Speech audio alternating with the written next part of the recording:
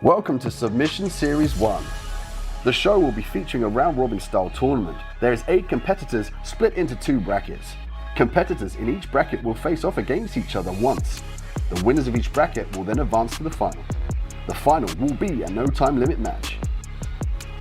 In bracket A we have Marklinders from Stealth BJJ, Jonas Grace from New Wave, Hugh from Grand Union, Raphael Colonez from Fight Zone London. In bracket B we have Owen Flanagan from New School BJJ, Ellis Younger from Northeast Jiu-Jitsu, mcaloon from SBG Moray, Dominik Dillon from Elements Jiu-Jitsu. We're also featuring 2 super fights on the card. Kate Bacek from Elements Jiu-Jitsu versus Nadine Tavares from Fight Zone London. Also on the card, in a super fight, Stephen Hill from Novo BJJ, and he's versing Sam Quinn from Stealth Jiu-Jitsu. Each match will consist of one 6-minute round. The first 2 minutes will be takedowns only. You can go for jumping and standing submissions in the first 2 minutes. The criteria to win will consist of the following in order of priority: aggression and control, positional dominance, submission attempts. 3 judges will make their individual assessment of the match. If there has been no submission, the judges will make their decision. If all 3 judges vote for the same athlete, he or she will receive 35 points in the group table. If there is a split decision, the athlete that has received 2 votes will receive 20 points. A submission victory will earn you 50 points in the group table. A quick submission in under 2 minutes will earn you an additional 10 points, so 60 in total. Marklinders, Stealth BJJ. He's 78 kilograms, scrambles really well and is a brown belt. His opponent, Jonas Grace, brown belt also, but comes in at 80 kilograms, very dangerous chokes from the New Wave Academy.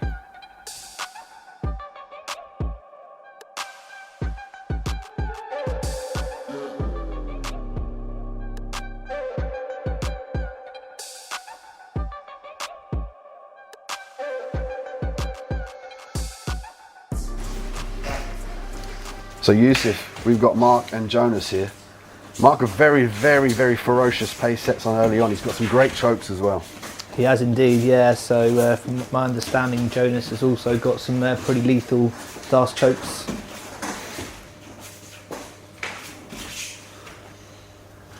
And Grace has a lot of victories on the battle grapple circuit. Lots of victories in the MMA as well. He likes to use those long arms to wrap up a neck. Nice takedown from Grace. Yeah, he's a very active competitor on the scene, both MMA and Jiu-Jitsu. So he's keeping himself very busy at the moment. And what we've seen from Jonas is his long grappling style, and he specialises in chokes.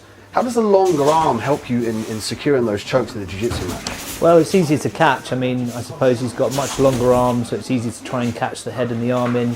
The only problem sometimes that you'd find with the longer arms is just cinching it off at the end. So let's see if he can make that work for him today. Lindar's in a little bit of trouble there, but it's opting to get the fight to the ground. He's going to have to free his head from this position. Keeping hold of that head at the moment. Nice hand fighting from Lindar's as they go out of bounds, Yusuf. So the referee's going to set these back into the centre of the mat. Back to standing, that's interesting. So yeah, there should have been replaced on the floor there. I think that's a little bit of a mistake from the understanding on the referee's side. But that shows the professionalism of these 2 athletes here. They didn't get mad, they didn't let it affect their performance. They're straight back in, looking to implement their game plans. Totally, they're there for the wins today, aren't they? So yeah, they're just ready to crack on. Jonas looking for the outside trip early on, looking to tap the head as well. It seems like he's looking for the head snap. It'll be hard to get us all the way. Oh. There it is, beautiful sprawl from Grace. Will he look to take the back here or look for a choke? Oh! Cinching up the Darce choke here, Yusuf. Yeah, see Marcus trying to block the hips there, which is the right thing to do. He's not allowing Jonas to drop his hips down to the side. So that bell is to signify that they can start pulling guard. Obviously it doesn't matter right now because they're on the floor. So in the first 2 minutes of the matchups, they're not allowed to pull guard, but they can go for flying submissions. They can, yes, yeah. Once they've taken down, then obviously they can carry on the ground. Grace really chasing that Darce choke here. Just got to free that right leg from the cuff. There we go. Now it's in danger. Linders has to work his way out of this position here. Yusuf seems really tight. He's dropping his hips. There's the tap. Nice. Jonas Grace by Darce choke.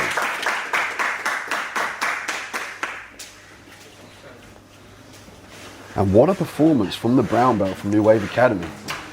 Jonas Grace moves on. We'll take a look at the replay here. We see a shot early on from Linders. Nice arm drag attempt here. Just unable to get his hands on Grace. And there's the Darce strike, Yusuf. Talk us through how he set this up, how he passed from the traditional side control to the north-south. Yeah, so he was trying to pass to the side in order to drop his hips. Obviously, he ended up in the kind of like a hybrid north-south Darce choke there, which is a nice little variation.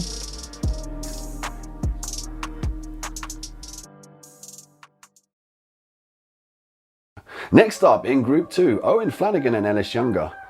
Owen, a black belt, 78 kilograms, has excellent leg attacks from the new school. Ellis coming in at brown belt, also 80 kilograms, a little bit heavier. Submission hunter from Northeast Jiu-Jitsu.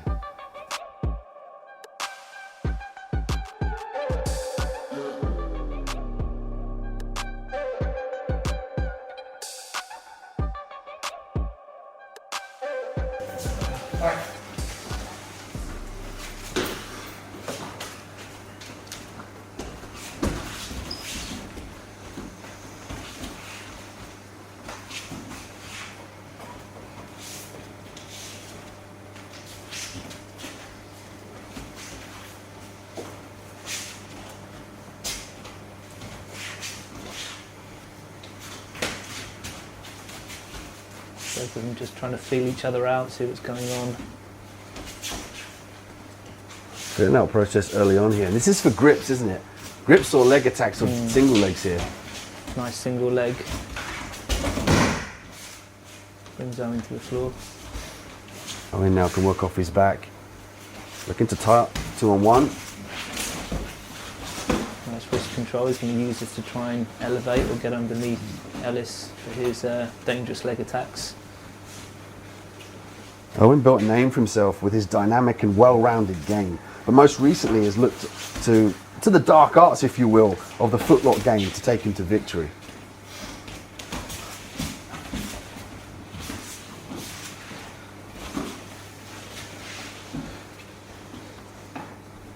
Ellis is doing well to try and keep those knee lines out. He's working hard to defend those leg locks. Stop. Stop. Okay, so it looks like they're repositioning back in the same position.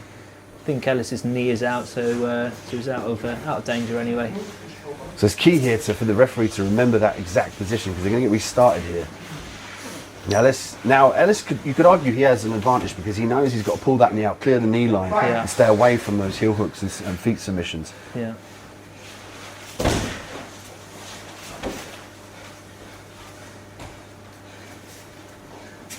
And is this a battle here for inside position, Yusuf, or what are they trying to achieve? It is indeed. I think what Owen is doing right here is trying to isolate the leg, trying to suck his leg in between his in order to isolate, and then eventually trying to work the heel hook from here. But obviously Ellis is pretty smart and he knows what's going on from here. He's had to deal with a lot of opponents that are quite savvy with the leg lock. So yeah, he seems like he's pretty safe in this position right now. And O Flanagan, kind of most well known for his win against Ross Nichols, submitting him via an armbar, Yusuf. Yes, that was a crazy armbar, step over armbar, very similar to the Davy Ramos one from the ADCC. It's definitely caught Ross by surprise. Well, Flanagan sticking to the leg lock game here, really trying to secure that inside position. Wise decision from Ellis to get back to his feet, but as you can see here, Flanagan straight to his back. He's basically looking to tangle up those legs and hunt for a leg lock submission. Yeah, that's his area of expertise. So he's looking to trying to stick to what he knows, I suppose. Flanagan looking to invert here. Yeah, so he's got the reverse De La Hiva looking to enter in for some kind of leg lock. It's interesting to see him get his feet on the inside position there. And when he gets his leg into that position, some call it the saddle, he wants to get his leg over the outside of his counterpart in Ellis, but Ellis doing a good job of fighting the feet there. And again, this is a battle of will and almost like a chess game. You're setting up your opponent to fall into these traps, and even if they escape that trap, there's another one set on the path that they take. Absolutely, yes, but obviously the opponent is also very, very savvy to these leg attacks, so he's got an answer to every option there. So, you know, at this moment in time anyway.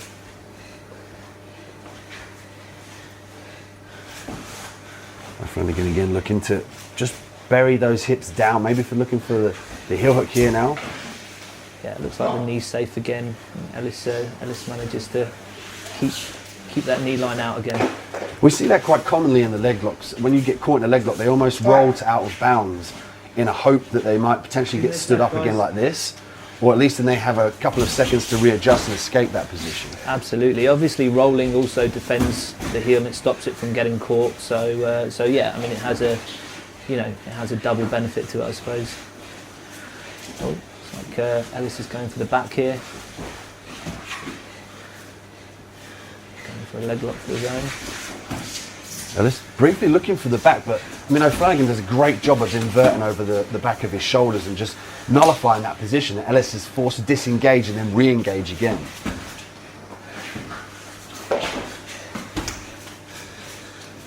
Flanagan looking to set up the saddle briefly there, looking for the berimbolo to take the back. There's such a leg entanglement here, but this is a battle to gain control of the inside of the leg, potentially the saddle here, and to put pressure on the ankles. Yeah, it's kind of a 50-50 position there. They're almost on each other's back, but obviously neither of them managed to get there.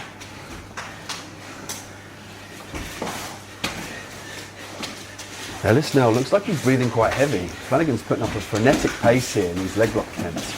I love the way he disengages. He hunts the leg when he notices it's not there. He disengages and looks to invert again. Ellis going for the same back take again. Looks like he wants to try and isolate the arm. Trying to work the Kimura maybe. Ellis very varied in his attacks. You don't know if it's an armbar, if it's a triangle, or we saw the Kimura he switched to there. He's really throwing up every submission in the book. Yeah, totally. He's got a very classical style, Ellis. One thing I like about him that he's got a variety of different areas where he's very, very competent at. And Ellis, a brown belt IBJJF no-gi champion in 2019, so he's been here before. He understands the rule sets in the submission series, and we have extra points for those that are hunting the submissions early on, and at the end of the round, if it goes to the judges, they'll obtain the points and they'll be put into the leaderboard. So we go to a judge's decision here. All three judges score for Owen and Flanagan, and he's going to move on to the next round. So that's 35 points in the bag for Owen. Nothing for Ellis. And check out the replay here, the single leg. And it almost seemed like Flanagan accepted this position because he wanted to be off his back. He was constantly threatening submissions. Attempted the heel hook there briefly, but there's the attempts from Ellis to look for the back. And Ellis was in a spot of bother, but he did a great job of escaping these positions and clearing that knee line.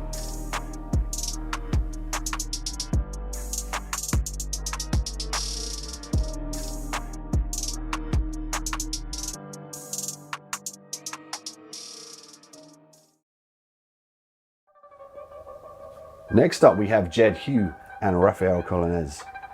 Hugh coming in at brown belt, 76 kilograms, a submission hunter from Grand Union. Raphael, black belt, 74 kilograms, and very tactical in his approach.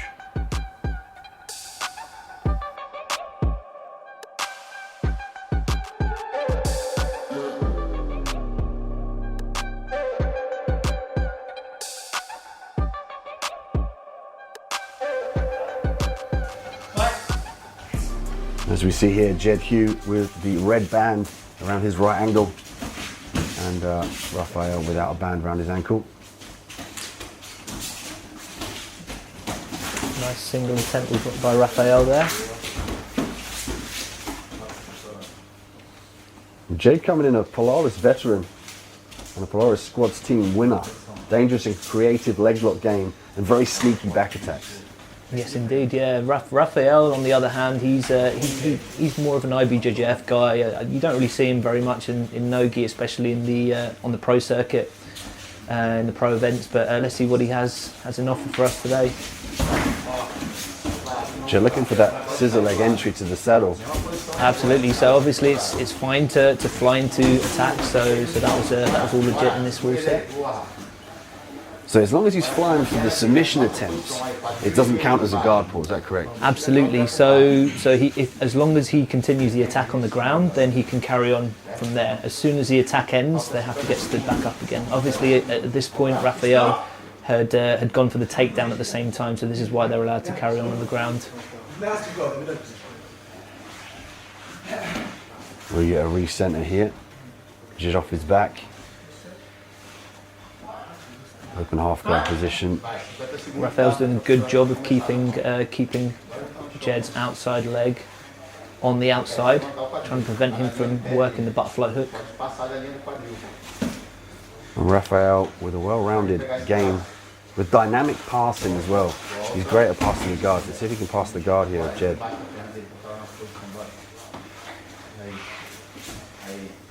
It's going to be a tough job. I haven't seen Jed's guard being passed for a fair while now, so let's see what Raphael can do with that.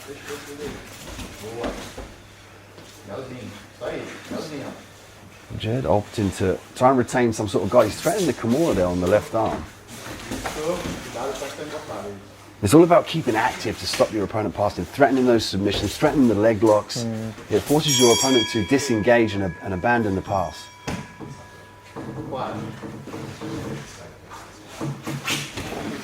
Right, so again, that bell is to signify that groundwork is fine, pulling guard is fine again. So it's the first 2 minutes. They're not allowed to pull guard. After the 2 minutes, they can. Indeed. Looking for a heel hook here. Raphael does well to get that knee out. I'm really impressed with Raphael's ability to make sure that he's calm and concise with his leg lock escapes. He drags that leg out quickly and clears the knee line. You know, you don't really want to hold too long in those leg locks and allow your opponent to get much deeper. Absolutely, he knows what Jed's capable of doing right there, so he's going to try and nip it in the bud early. There's the passing game. Looking to take the back here. Raphael scrambling really well. So back up on their feet. So now Raphael's decided to pull guard. Yeah, Jed didn't realise that he was able to pull guard at that stage, but that's a skill in itself as well, being aware of the rule set in the place that you're fighting and being able to use that to your advantage. In that instance, he knew he could pull guard. Yeah, absolutely. So it's a case of understanding what you're letting yourself in for. I suppose a lot of these guys, this is a new rule set to all of them, so it's a case of trying to get it to work for them. Oh, sits back for the Kimura, loses position.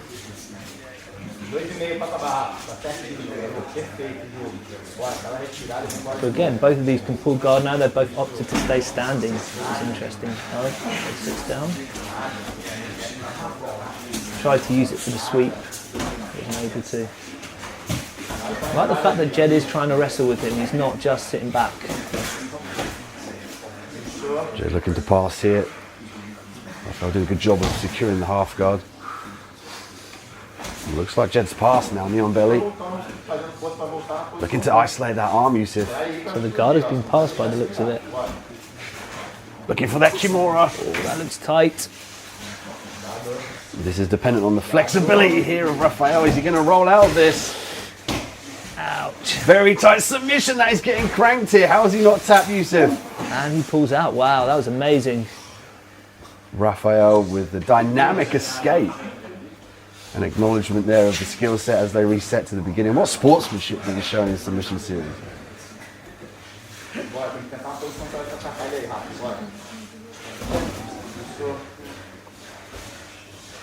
Jed now looking to invert, looking to attack that left leg.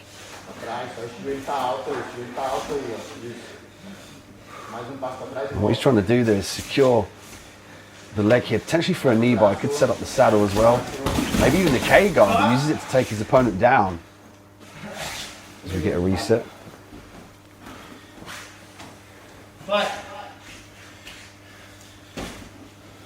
Immediately, Jed is looking for a guard pull. I think he's hunting for the submission now. I think he knows that the time's going short. He's looking for that 50 points. See if he can pull anything out the bag here. Raphael's doing a good job of keeping away from those legs. Sits into his own leg lock. So I think that's a straight full lock he's going for there. A little bit of banter between the two here as Jed. Nice heel hook by Jed there. That was so fast. He went belly down on that one to increase the pressure through the knees. He did indeed. I think I heard a crack there as well. Fast submission from Jed Hugh, the brown belt from Grand Union. And we move on to the next stage. Take a look at the replay here. Lots of action, lots of entries being shown by both athletes. And it looked like they were cancelling each other out early on. Lots of submission attempts, lots of excellent escapes. Look at this, look at the angle of that. Raphael looking to roll out of that position. Let's see if we can see the finish here. It's so fast. Like, it goes belly down to put more pressure through the knee and looks for the heel hook. There's no way he was going to get out of that one. An immediate show of sportsmanship as well. He's happy for the win, but he cares more about his opponent. Absolutely. Next up, we have Kevin mcaloon and Dominik Dillon. Kevin, purple belt, 79 kilograms, heavy pressure. Dominik, a black belt, 72 kilograms, an expert in submission wrestling.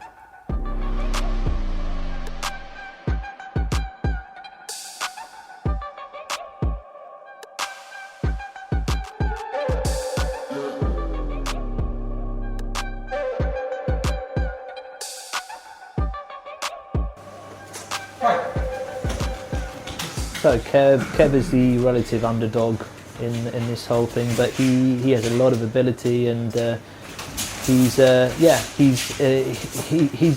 know, I've got a feeling he's probably going to, you know, shock a few people. mcaloon, the Scottish grappling champion, recently won a match by submission by armbar actually on the Evolution of Combat, so a seasoned vet. But I mean, look at Dominik Dillon, he's been there and done that. A former catch wrestling champion, British no-gi champion, Polaris and Grapple Fest veteran, multiple-time national champion, and he's had extensive experience in mixed martial arts. So he brings another set of skills to the table. He does indeed, yeah. I mean, even though there's a 6 kilo weight difference, I mean, you know, Dom seems to be, you know, putting it out there. He's being mounted at the moment though, so Kevin's doing a great job of keeping heavy on top, keeping those feet hidden. mcaloon opting almost to pull guard in the mount position. Is that to keep him in that position there, Yusuf? So, say that again, sir? So when he puts his feet underneath Dominik Dillon and crosses his feet like that, is he trying to stay on top? Yeah, absolutely. So he's just trying to keep those feet from being able to circle back in, trying to prevent Dom from being able to replace guard. Obviously Dom gets his butterflies back in again, but that was his objective from that position. This is Dom's strong position here, so he's got the butterfly guard, he's got the overhook on one side, the underhook. Trying to probably look for the shoulder crunch to Kevin's right hand side, or potentially using the overhook to lift him for the sweep, but Kevin seems to have a very heavy hip here. Dom's struggling to get any elevation. Kevin with that head pressure as well. I love the way he puts his head underneath the chin of Dominik to limit that movement. He stays very heavy. He's got to be careful of that straight armbar attempt here from Dominik off his back. Yes, indeed, he's keeping that elbow bent at the moment, but Dom's working very hard to try and keep that elbow away from the body.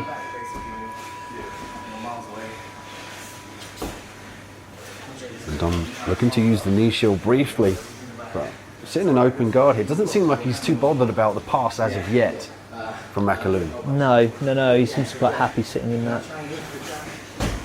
guard at the moment.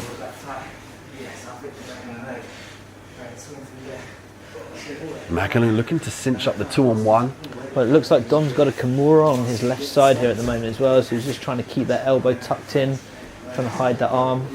This is one of Dom's strong positions as well, the Kimura, so I think Kevin is working very, very hard to stop him from being able to isolate that elbow. And Dom will often look to submit or sweep from this position, really. But mcaloon's done a brilliant job. I've not seen anyone do that to Dominik in his whole career, to be able to stay on top and evade from the submission or the sweep. Absolutely. There's a reason why Kevin's not been submitted for about 5 years now. So this is probably one of the reasons why he's very savvy at being able to keep those elbows tight. I think he's working really hard to stop that hand from being brought to his back. And what's mcaloon doing correctly here? Is it the heavy shoulder pressure? Is it limiting the space? Trying to keep the weight down, trying to keep that elbow tucked in and stopping Dom from being able to bring his hips over to the other side. It's going to be very difficult for him to isolate that arm without moving those hips to the side. As you can see here, Dominik Dillon with the Kimura trap offers the affordance to stop your opponent in their tracks, but mcaloon looking to take the back kick, looking to improve his position whilst keeping the arm safe. You can see he's got the grip. Absolutely, Dom's got an evil straight arm lock from here as well, so I think Kevin's understands that this is definitely no safe position for him still. He's trying to either keep that arm tucked in or trying to suck the elbow back out again. That's the only two options he's got. Dominik looks like he might be trying to slip out and jump over the body and land in that side control on the right side of mcaloon to finish that Kimura. I think that's exactly what he's trying to aim for here, actually. Dominik with that vice grip there, and you can see why now mcaloon using the gable grip to limit the ability of Dominik to lever the arm up into the Kimura. He's doing a great job of tying up Dom and staying on top. Oh, and it's getting cranked now. That was at a precarious angle. Look at that ingenuity to set his hand behind his back and push the offending arm downward to get out of that position. Great job by Kevin there. Yeah, really well defended. Dom straight into the attack again. Straight on the arm again. Dominik Dillon on top, looking for the Kimura attacks here. 1 minute left. mcaloon staying safe, but looking to advance at the same time.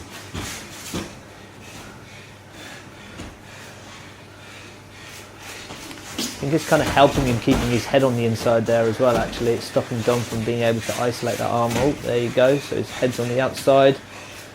This is dangerous for Kev.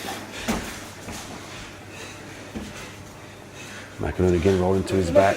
Yeah. With that grip again. That's really paid dividends, his ability to hold that grip. And Dominik, as of yet, can't break it. He's got some big old arms there as well. It's going to be tough to try and break that grip. We spoke about the weight difference. Do you reckon that is a factor in this fight thus far?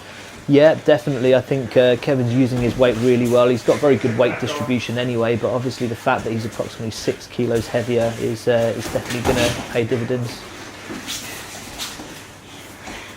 mcaloon again looking to establish the top position here.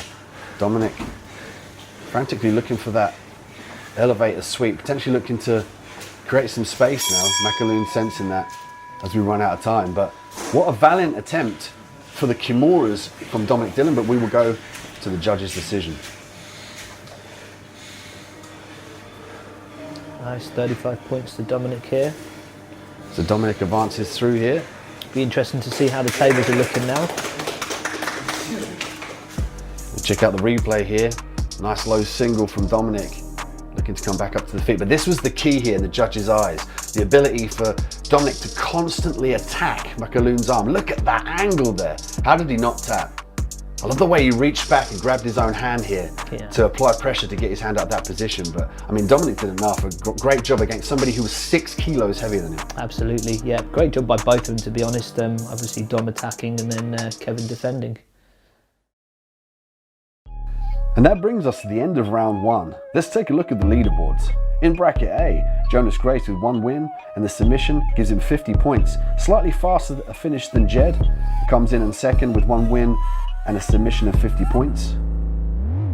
In bracket B, Flanagan, 1 win, unanimous decision, 35 points. And he ties with Dominik Dillon, 1 win, unanimous decision, 35 points. Submission Series is brought to you by VHTS Europe, Progress Jiu-Jitsu, Aesthetic Jiu-Jitsu, CBD Ethics, and Hydro Bros. Submission Series is also supported by OneSelf, MMA Matting, and Pure Recharge. Next up, we have Marklinders and Jed Hugh. Mark looking to come in at 78 kilograms, Scrambler Stealth Jiu-Jitsu, brown belt. Jed also a brown belt, 76 kilograms. Fight. And Lindar's with the red strap across his ankle. Okay, so Jed's coming into this fight with 1 submission win. Okay, Mark has yet to score on the table, so let's see what they have in store for us. Let's see if we see Lindar's get after it a little bit more here. Understand it, there we go, that's what we're looking for. Good reversal by Jed there as well. So Jed's been practicing a little bit more wrestling from what I understand. He's been trying to get ready for the ADCC that keeps on being delayed at the moment. So we did want to showcase some of his wrestling today as well. And Jed, an ADCC British champion as well, so he's been there, he's tasted that. He's tasted the rule set as well. You know, the favourability of being aggressive, using the takedowns, being dominant from the top position. Absolutely, yeah, but you never want to call Marklinders out as well. I mean, he's always got lots of excitement in store. So, and in this round 2 as well, Lindar's, like you said, coming up short, and he's looking to really put a stamp on this fight here. So let's see if he pushes the pace. And will we see again Jed wait for the 2-minute time to elapse, and then look to pull guard? I don't know. It's too early to say, really. I mean, I suppose he wants a submission, of course, but again, I don't think he's necessarily worried about the wrestling either. Nice takedown there by Mark. Goes for the back, gets 1 hook in. Looks like he's going to slip off there. Nice. Jed goes straight for the back there again. Jed did a great job of not accepting the grounded position. He doesn't want to work off his back, it seems. He almost gets straight back up or looks to get on top. Now we see him in side control. I think he wants to show us that there's more to him than just the leg lock. So it's good to see that he's moving around and working from various different positions. And what better show to show that than Submission Series? Arguably, there's 2 shows running in the UK now, and Submission Series is one of them. Bringing high-level no-gi Brazilian Jiu-Jitsu straight to you guys. Looking for the head and arm triangle here. It's looking tight. Marklinda's doing the best he can to try and keep his neck out of the way. Nice to defend arm triangle. Lindar's did a great job of holding the phone. It's like he was on the phone there, and it just created a little bit of space between his neck and the arm of his counterpart in Jed. Allowed him to escape, but great resilience and heart being shown there from Lindar's.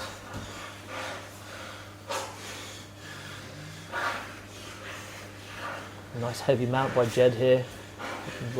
Keeping him well controlled. He tries to transition back to knee on belly. Lindar's doing a good job of inverting. Looking for control of the head here. Gets himself back up again. Good job, Mark. Jude sits down. Jed. And now we're seeing Jed. This is so interesting to see. We've seen Jed work on the top. We've seen him bounce straight back to his feet after the takedown. And now he switched it up. He's working off his back here, you said. Absolutely. Let's see if there's enough time for him to do something from his back. We're looking to invert here. Controlling leg, nice pass from Lindar's. Lindar's again very methodical, waiting for the ample opportunity to pass. As soon as it's not there, he immediately exits. He doesn't want any part of this leg lock game from Jed. Yeah, he knows not to get himself tangled up there. Doing a good job of stepping over the legs, loses position. Jed manages to find the top position. Jed now in full mount. Been there a couple of times in this match. He's managed to get past Mark's legs pretty easily there. And he had this position before. He had the head and arm triangle. Lindar's did a great job of defending it. Let's see if Jed looks to make this more secure and more dangerous. He's got to make sure that Lindar's doesn't defend with the offending arm. So his left arm, see there he's holding the phone? Absolutely, yeah. Seems like Jed is quite insistent for this arm triangle as well. Looks like maybe this is the position that he's been working recently. But he gives up the bottom position there. It looked like he maybe was looking for the back briefly as Lindar's turned, but Lindar's manages to stay on top. Close. Fight.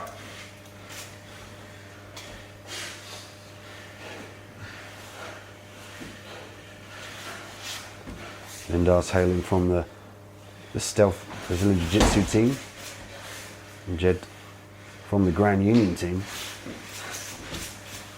Jed playing off his back again, looking for the leg. One butterfly hook. Two butterfly hooks now. And Dog's doing a good job of exiting when he feels in danger. You can see here, he scrambles brilliant to his feet. Look at that arm drag. Imanari roll attempt here from Jed. And we're seeing the evolution of Jiu-Jitsu appear through the various competitions. And right now, there's not a lot of competitions that are happening. So we saw an evolution in the game of Jed already just in this match. He played the top game, avoided the off the back, but now he's quite content to play both. Is that a good tactic to employ in Nogi Jiu-Jitsu to keep your opponent guessing? Absolutely, especially when the rules dictate that your wrestling is valued. I mean, this is the problem with a lot of rule sets. You tend to find that there's no incentive to wrestle. So this is why the submission series have decided to have the rule where you're not allowed to pull guard at the beginning to try and push people to do more wrestling. It makes it more exciting because these athletes get after it. They can't just jump guard and play off their back. They're really looking for these exciting takedowns that we've seen here from Jed, or indeed the finish and the submissions. They actually get rewarded if they submit in the first 2 minutes. Exactly, yeah. So they get an extra 10 points on top of the 50 points.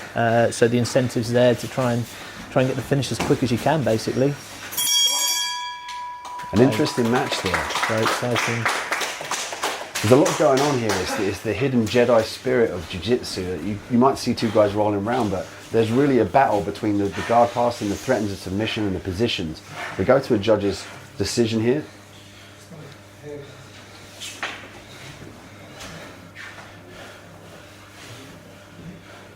Nice, Jed gets the win. And all three judges in favour of Jed here. He nods his head. He wasn't sure himself.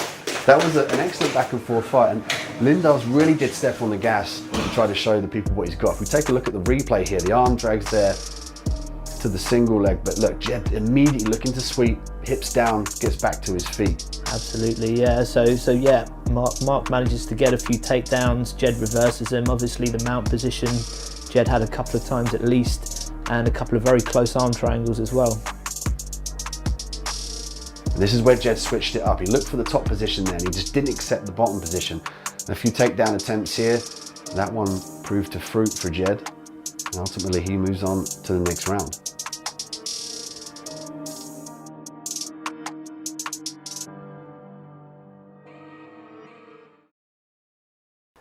Next up we have Owen Flanagan, black belt 78 kilograms. Loves the leg attacks. His opponent, Kevin McAloon, purple belt 79 kilograms.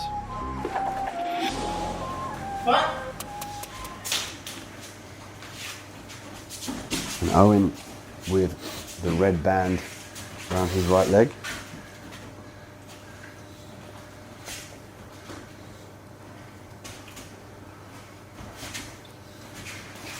Hand fight position here. Looking to gain underhooks or just an angle. Potential level change here from Owen. Yet to see any wrestling from Kevin, any takedowns at least. Let's see if he see what he has in store for us in this match. There we go. So that is a guard pull. So the referee stood him back up again. Owen's going to get a penalty for the guard pull. Realises the mistake he's made. So first he gets a penalty, and then he'll lose the points the second time. He will indeed. So the second one, he'll receive -5 points on the group table. So it won't necessarily affect the total scoring of the match, but it will affect where he stands on the group table. So second penalty will be -5. Third penalty will be -10.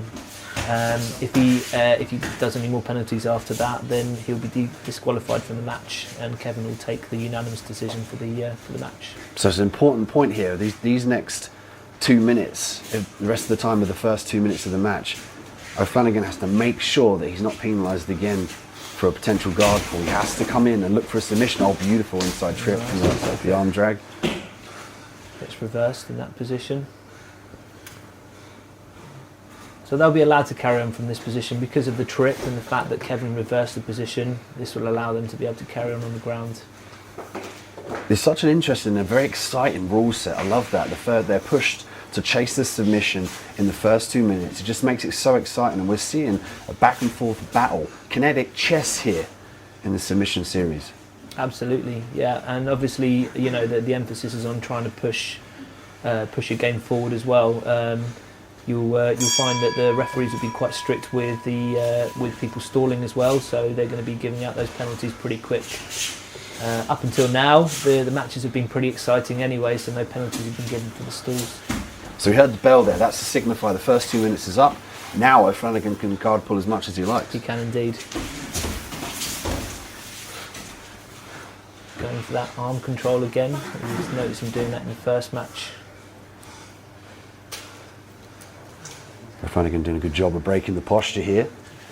mcaloon has to make sure he clears those butterfly hooks and regains his posture to prevent sweeps and submissions. Still having an amazing base there, so Kevin's preventing all attack from Owen at the moment.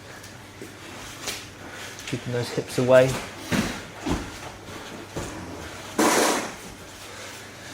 Flanagan really fighting to get that right leg to secure a submission. Potentially looking for the Ashigami position as they go out of bounds, but again, you've got to allude to the fact that mcaloon came in a lot heavier than most of the guys in the brackets. And we're seeing that play to his skill set here. He's obviously a purple belt, very high level from SBG, but coupled with the weight and the strength, it does make a difference. Oh, of course, yeah, it's going to play a part. But there's nothing to take away from his skill set as well. I think he's still a very smart grappler. I think he knows what he's doing. I think the belts don't really matter too much when it comes to no-gi as well, and I think he can definitely hold his own against a lot of the guys that are in the table today. So Flanagan, a black belt, and mcaloon, a purple belt. That'd be a huge win if mcaloon can pull it off. Absolutely, absolutely. Oh, going for a steamer lock there. Owen manages to roll out of that.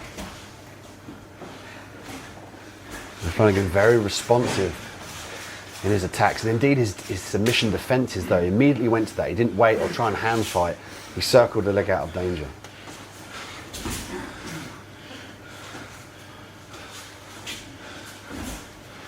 mcaloon now in wrestling mode, looking to pass.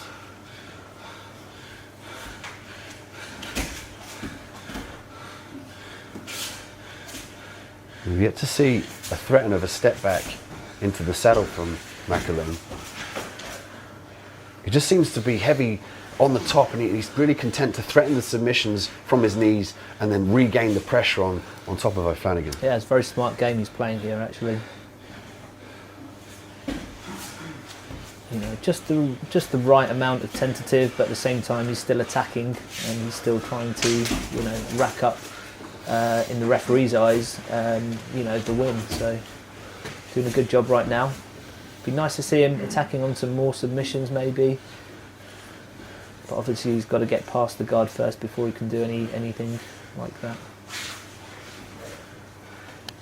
Flanagan now looking to establish that one butterfly hook with his left leg, potentially looking for the elevation to attack the left leg of mcaloon. mcaloon using this opportunity to go hips down, look for a pass. Got some heavy hips there. It's going to be a tough job trying to get underneath him.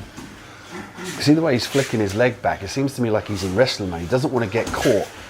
His leg's tied up and threaten to take down all the submission. He wants to knee slice through, keep the pressure nice and heavy, and look to pass. Absolutely, he does want to play into his game, so he's going to be choosing his passes wisely, making sure he's keeping those legs out of danger. We spoke about this earlier on in the evening, the fact that Flanagan is looking to showcase his footlock game, and we're seeing that exactly. He's true to his word. I mean, he's known for arm bars and triangles, and he's doing a great job here of inverting for the leg. Absolutely, but then, you know, he's got some nice takedowns there as well. He did the inside leg trip earlier, so yeah, no, it's been a nice balance from Flanagan as well, actually. There's the guard pull to the armbar right on cue. He's going up top now. I love the way he's switching up the submissions at the end of the round there. He's going up top and then going downstairs for the leg locks. Absolutely. So who would you give it to then? It's very interesting to see the back and forth, but I mean, I did like mcaloon's pressure from the top, but ultimately it goes down to the judges.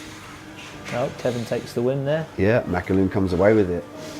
He was more aggressive and had dominant pressure from the top, but he's giving it a bit of a shrug there. Maybe he didn't think he took that one. Well, you know, it's hard to say really. I mean, There were no clear attacks from Flanagan.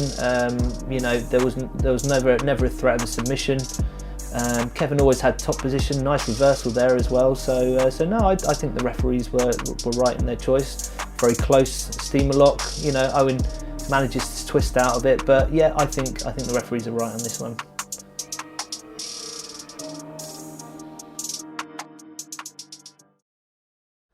Next up, tail of the tape, Raphael Colonez, black belt, 74 kilograms, very tactical from Fight Zone London, and Jonas Grace from the New Wave Academy. And we've seen his dangerous dash chokes in previous rounds. Can he secure that again? We'll find out. Grace already looking to tower over Colonez. Wow, massive height difference there. That's going to translate in the reach as well, but you can also put it in the factor that Colonez will be able to get underneath and grab the legs a little bit more easier, being lower and closer to those legs if he wants to get the takedown. 100%. The lower centre of gravity is always better for wrestling. Mind you, those long legs can come in handy as well, right?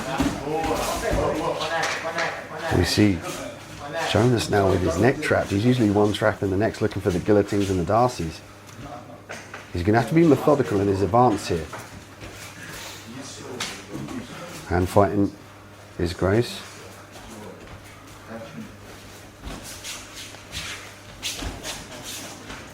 Grace already putting on a very frenetic and ferocious pace. He's looking always to charge forward, grab the head, pummel front hooks, looking for the outside trips. Yeah, Raphael's managing to keep the inside with the at least with one hand anyway.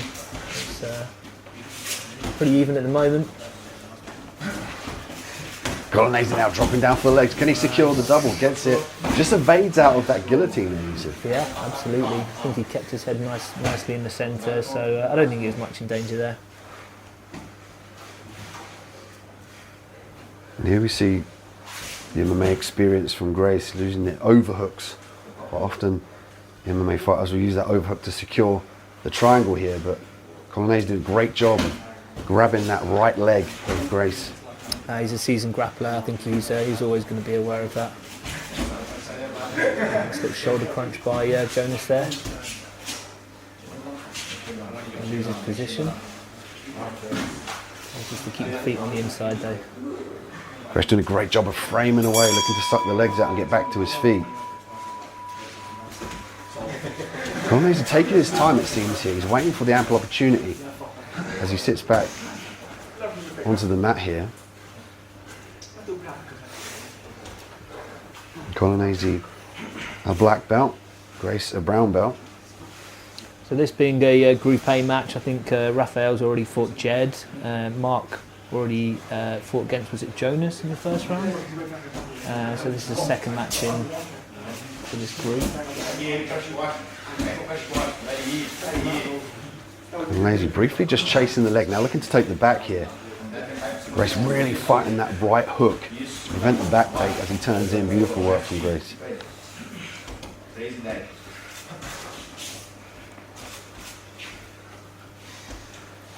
Colonez now looking to work the De La Hiva. Potentially looking for the back here. Grace now looking to square his hips, inverting here. Nice Granbury roll.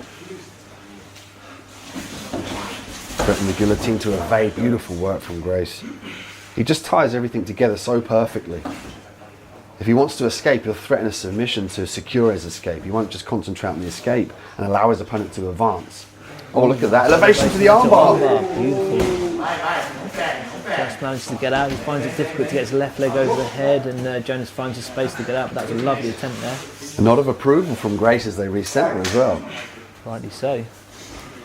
It's very difficult to catch on a high-level guy, isn't it, the helicopter arm bars, because they almost see it come in and they can feel when their body is elevated off the mat. Especially in no-gi, it's hard to get a purchase of your opponent, so it was he did a great job to try and get him up over his head and over to the arm. But like I say, the left leg was the only thing that stopped him from being able to get it.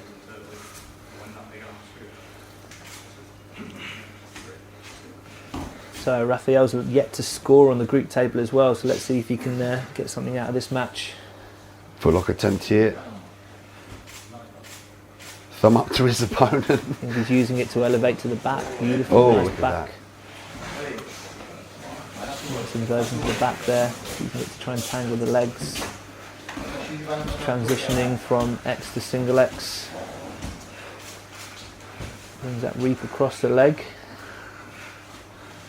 Maybe going for a Kaitera footlock maybe in this position. Not sure what he's doing with that leg actually, to be honest, but let's see what comes of it.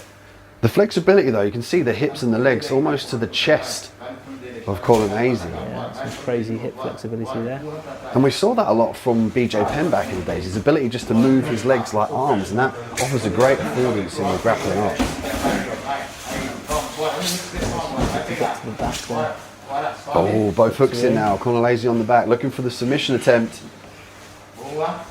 Grace is fighting out of this position, body triangle here.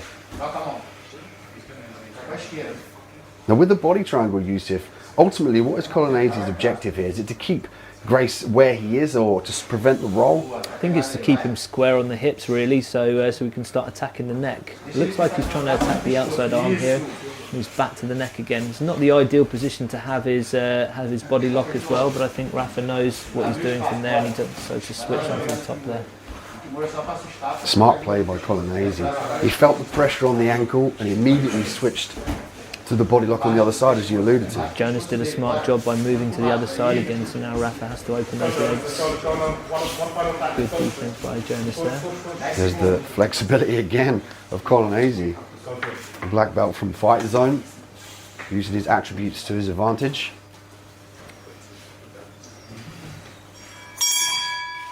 And there we have it, a very interesting match, a back and forth match from these two competitors. But again, we would go to the judges' decision. 3 judges here at submission series.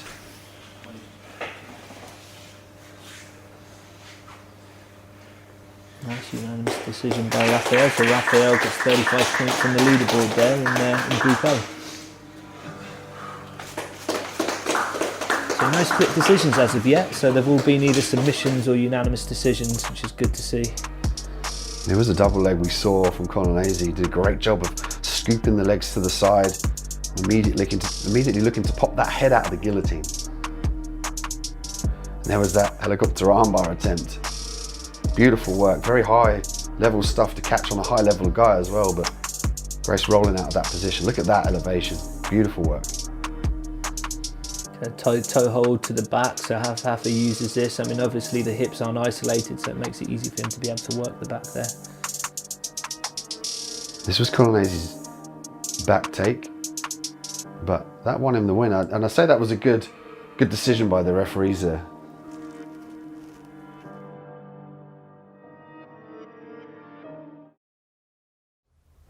Next up, the last fight in the round, Ellis Younger and Dominik Dillon. Younger, a brown belt, 80 kilograms, a submission hunter from Northeast Jiu-Jitsu. Dillon from Elements Jiu-Jitsu and a sub-wrestling background.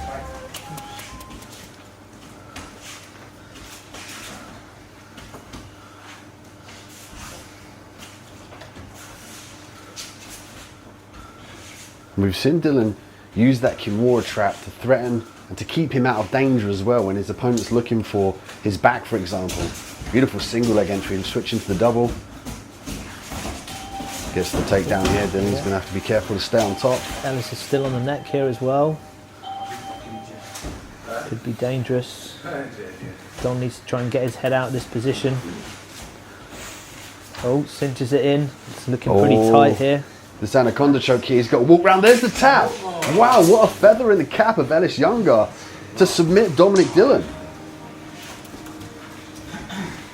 And there we have it, Ellis Younger, a dangerous no-gi game, and he's just proved that he can submit opponents from any position. Absolutely, first 60 points of the day as well, so we managed to get that submission within the first 2 minutes of the round, so that's going to give him 60 points on the leaderboard as well. That's a major advantage in the rule set as well. You're rewarded for finishing quick. So now that's going to bump Younger up in the scoreboards.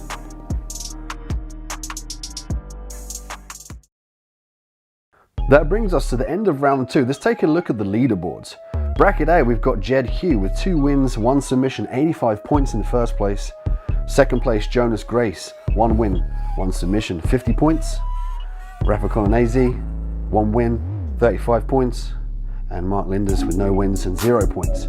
And in bracket B, Yusuf, we have an interesting bracket here. Ellis Younger, 1 win with 60 points due to his fast submission.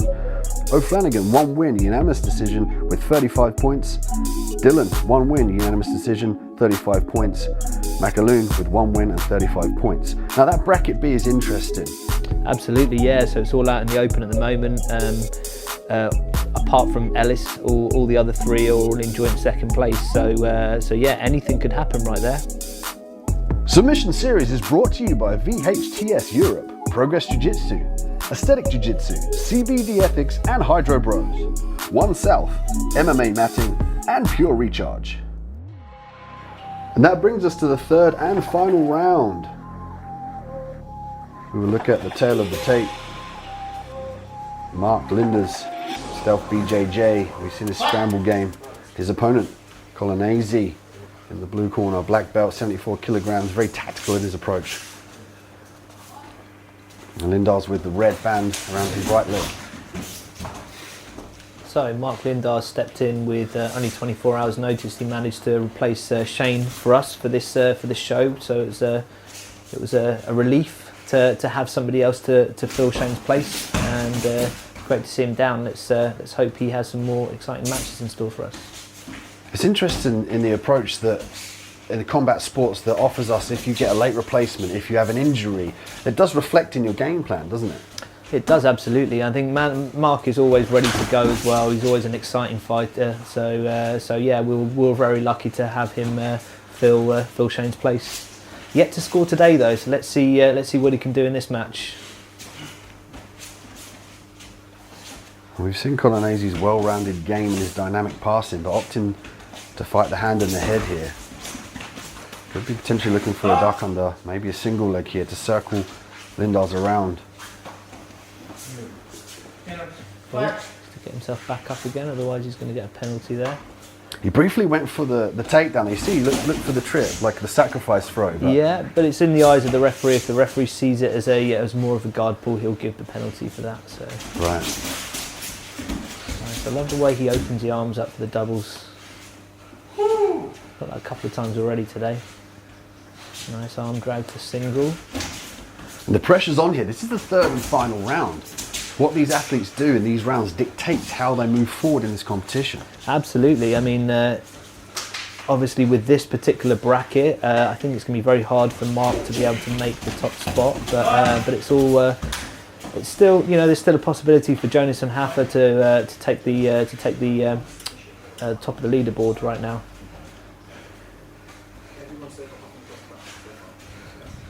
And both athletes looking for the takedown, potentially to establish the top position. Maybe they both feel that their top position best secures them in the transition to a submission, which you could argue that they need here to jump up in the leaderboards. Yeah, absolutely. Obviously, they can't pull guard until now. Obviously, the bell has gone anyway, so both guys would have wanted to obviously rest and stay on top of the stage. They've both chosen to stay standing, which is pretty cool. Let's see if we can try and get some nice takedowns from here. Okay, still searching for those legs. Both of them quite elusive. Very difficult to take either down. And Lindar's known for his ferocious pace. He's quite methodical, we've seen him thus far, but so he's been on the big stage, he's grappled with the best.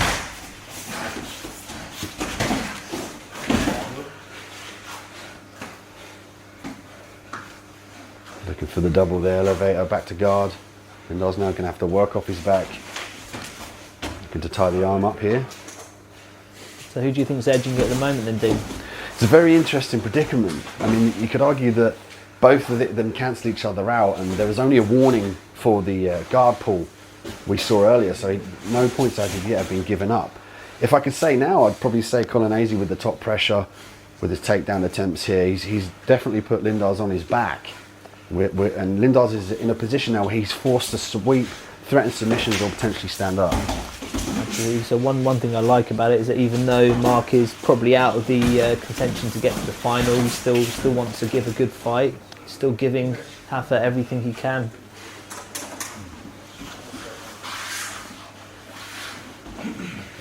Lindar's very innovative with his approach. You saw he kicked the chest of Colonez to gain some space here. Let's see if he can translate to the guard passes. He's got to break the grips and obtain his posture. Be careful of the leg attacks here from Colonez. Looking for a sweep here. Look at that, right on the top of his forehead. Gets it, but gives up the block position. Straight away looking for the armbar. Lindars are relentless with his forward attacks. Lindars looking to step on the back of the knee there. Essentially to pin that to the ground so he could skip through and past the guard. Lindars breathing a little bit heavy. Breathe, Mark, breathe. And there's the key there. Does he stay in shape all year round, waiting for that call from submission series?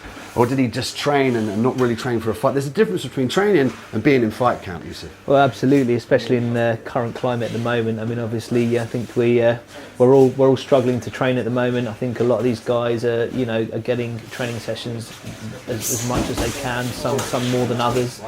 Not sure what Mark's situation is at the moment, or whether he's able to get any training in on the run up to this. But seems like he's in pretty good shape. His reactions are definitely top level. So Let's go, boy, porrada! Both guys taking a smile here, sportsmanship. I think that's also a tactic hidden in the fact they want to suck up some air to replace that oxygen debt. Absolutely. Can't be easy. It's a different environment. They're both going to be struggling in this situation. There's so many factors to this as well. I mean, the home crowd advantage. If you have a crowd there in psychology, that makes a difference. If you have your peers cheering you on, your instructor in your corner, all this has changed the dynamic now for the fighters. Absolutely. I think it can go either way as well. I think some people would prefer to have a smaller, slightly more, exclusive kind of like venue as opposed to having the big crowds as well. So I suppose it's. I think a lot of it depends on how the individual opponent feels and a competitor feels. We see Lindars now in the top position, looking to pass again. He's doing a great job of inverting now, looking to attack the leg, potentially expose the back. Guillotine attempt here from Lindars. And there's the time. An interesting matchup. How would you score that one, Yusuf? Well, to be honest, it could go either way here. I think the difference is obviously, it's what the referees see as being the, being the final decision. Oh, they will give it to Lindars. Nice. Unanimous decision. I suppose in a way, if it was down to scorecards, it would be a split decision, but in our instance right now, it's up to what the referees see as being the win, and they all saw the match going in Lindars' favour.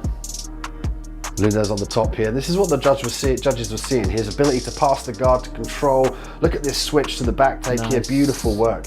Controls the hip, tries to circle his opponent on top of him. And he definitely earned the win there. Next up in round 3, Owen Flanagan in the red corner and Dominik Dillon in the blue. Dillon coming in at 72 kilos. Flanagan a little bit heavier, coming in at 78 kilograms.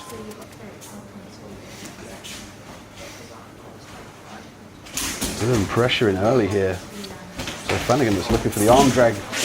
Dillon in for the single leg, gets it, maintains the top position. Top pressure for Dom. Slide into mount, but just to get himself around again. Knee bar attempt here from Dillon. He's really putting pedal to the metal here. Looking potentially to switch to the heel hook there. Both of them really going for it. I think they both realise that a submission could end up clinching the top position here on the league table. And Dillon a little bit more frenetic in his approach, less targeted. Giving up his back here. The arm's going underneath the chin, Yusuf. Seems tight. Dom's very good at defending the back control here, but let's see if Owen can find something. It's difficult to see if Flanagan only has one hook in, I believe. I believe his right leg is underneath the body of Dominik. I think it's a body lock actually, so I think he's got it locked in from the bottom side. Difficult to see from his vantage point here, but nonetheless Dominik Dillon fighting the hands, looking to push the leg down to break the lock, to escape. What's he got to do here to get out of this position? Well, he's got to try and get his back on the floor ideally. Dom has got some good escapes from this position, so a few escapes that he's got that work quite well. So let's see if he can try and find his way out of this body lock. The most important, he's got to untie those legs so he can start moving his hips. He's doing a good job of pushing away at the knees, trying to shrimp away, but at the same time, keeping that neck nice and tight. And Flanagan looking to put the pressure through the jaw. That looks nasty. Good composure being shown by Dillon here. Hips to the sky, and again that body lock. He's having a little bit of trouble pushing the legs down due to that configuration.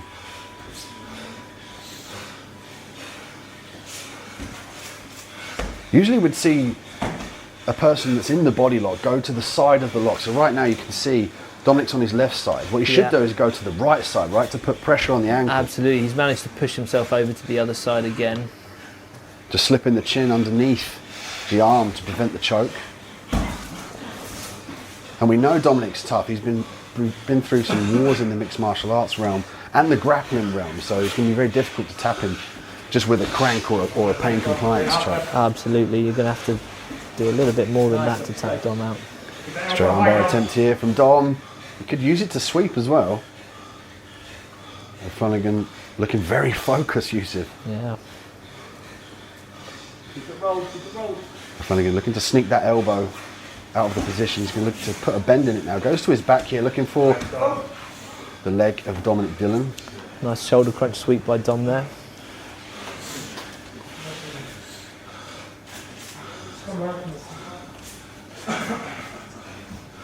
Dominik training out of Elements, your own gym, Yusuf. What have you worked back in the gym in preparation for this tournament? So we've been working a lot of specific sparring. We do lots of winner stays in rounds and that kind of stuff. And we've had two people on the main card here today, plus Ollie, who was on the dark match, and so we've had lots of time to prepare for this tournament. And well, here's the heel hook here from Mo Flanagan. He's looking to crank that. Dominik did a great job of just sneaking his leg out of danger and then attacking to hide his escape. That was a very close heel hook attempt from Mo Flanagan. Yeah, Dom leg lock attacks defense have improved massively of late. So even though Owen's known for his attacks, Dom seems pretty comfortable there, escaping.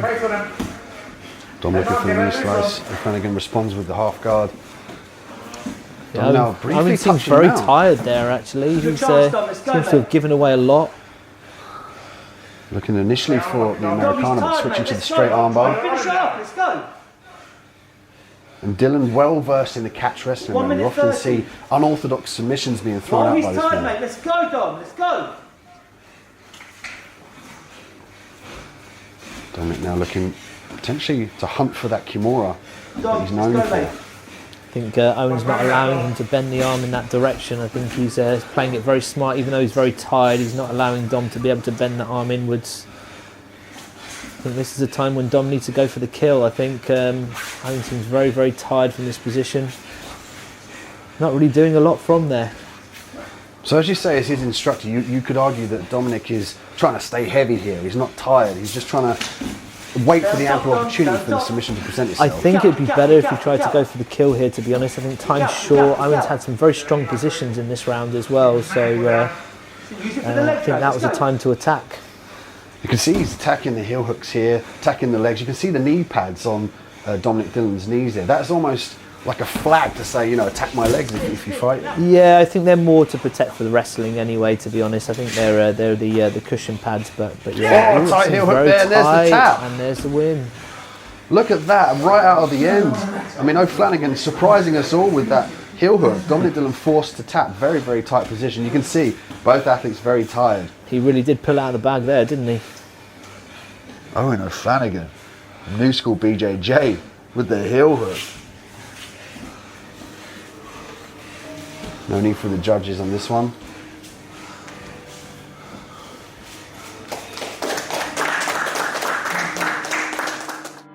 There's the wrestling work, nice corner turn from Dominik Dillon, ends up on top. He just seemed to slow down at the end of that. He was defending really well, he was threatening really well.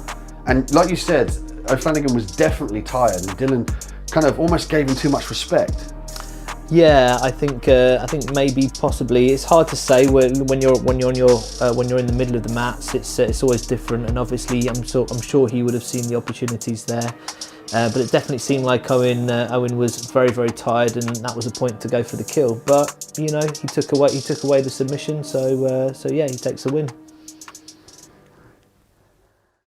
Next up in round 3, Hugh at 74 kilograms, brown belt from the Grand Union team. His opponent, Jonas Grace at 80 kilograms, a brown belt from New Wave Academy.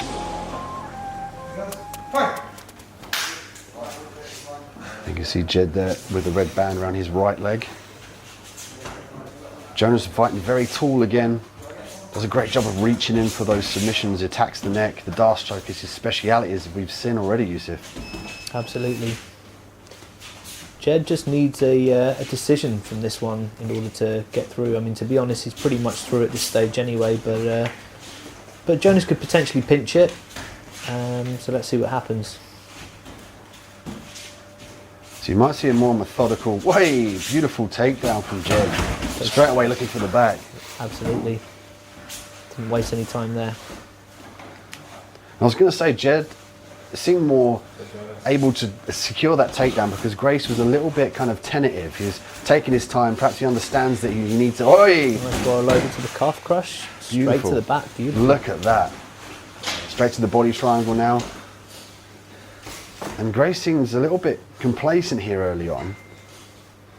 Maybe he's biding his time. He's looking for the ample opportunity. He could be looking for Jed to tire himself out. Absolutely. Manages to undo the body triangle there, gets his back to the floor. And we've seen a lot of tactics of war in the submission series. You look at the armbar here from Jed. Looking to extend the arm. Nice escape from Grace back to his feet. And Grace very responsive with that escape. Grace now looking to windshield wiper the legs, looking potentially to threaten the knee slice pass here. Foot inside, could be looking for the leg lock.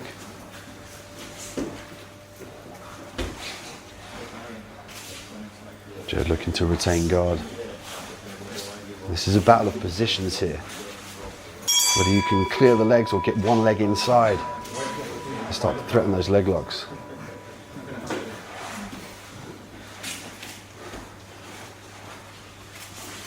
Big escape there from Grace. He wants none of that exchange. Nod of appreciation, they're back at it. Doing a good job keeping those long legs out of danger.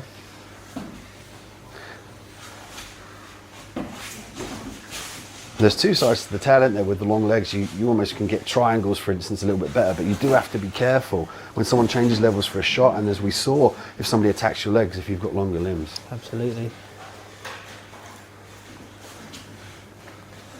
Beautiful sweep from Jed now, looking for to knee slice to finish. The other way, use the chin strap to control the turn of Grace. Now he's looking to knee across the belly. Hoping to skip into mount here. Might even switch to the back here. The back seems pretty exposed. Jonas does well to defend. Straight back into mount again for Jed. Jed now very heavy, looking to walk up. Briefly hunting for the head and arm triangle position. Could be looking for the S mount, but at this point in time, he's just happy to stay on top. He can't afford to give up that half guard though to Grace. Jonas Grace did a good job of forcing the hips away, looking for the invert to retain the guard.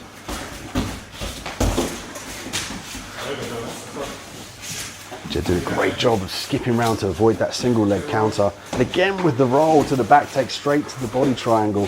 We see this a lot in no-gi submission game, the body triangle, just to really allow yourself to stick to the back of your opponent.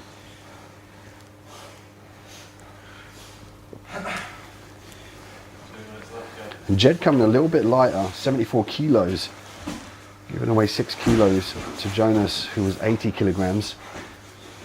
But he's doing a good job of staying on top here. There's the long legs we spoke about, trying to lever away to defend the armbar.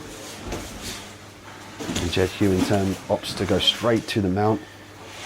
Lots of movement from Jed at the moment. He's not staying in one position, constantly seeking for new positions, new submission opportunities. All Jonas seems to be doing right now is defending. There's the sneaky back attempts from Jed 4. And being 6 kilos lighter, you could argue that he might be the faster man in this exchange.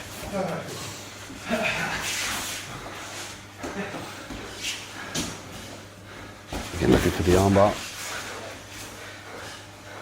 He's got to pry that arm off. Good leverage there from Jonas. Maybe worth switching to the triangle here as well if you can't quite pull that arm away from spiderweb. Okay, Jonas. 1 minute. Jed having some real trouble with that leg. He's looking to his corner for advice here. That was enough for Jonas to get out of that exchange and out of danger from the spider's web position. Big cartwheel guard pass here from Jed, and the back take we know him for. Driving heavy, looking to threaten the head and arm triangle, but he used it to get the mount. I love the way he's thinking steps ahead here. And here's the head and arm triangle. Well, you see it happen time and time and again, haven't you, really, where Jonas defends the back take and Jed ends up taking the mount from there. Seeing those little patterns happening. Well, Jed doing a brilliant job chaining his attacks together, chaining his positions together.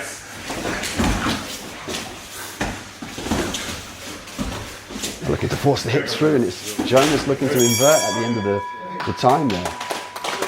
But for me, Jed did a great job of imposing his will, using his speed advantage and the back takes to constantly play catch up with Jonas. Jonas was definitely on the back foot there for the most part. We'll go to a judge's decision.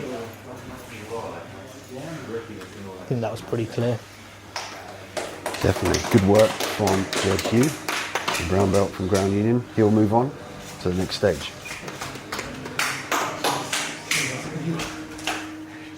Take a look at the replay here. There's the back takes. Love the way he secures the seat belt and just able to follow his opponent. Even in the rolls here, the transitions, the dead space, he's still looking to roll and establish one hook and skip the next one round. And as you alluded to, Yusuf, Jonas was just forced to defend. And when you're defending, it's very difficult to attack. Absolutely. It seemed like he was on the back foot for pretty much the whole thing there. Jed was just going from attack to attack, sweep to sweep, back take mount. Impressive show from Jed there.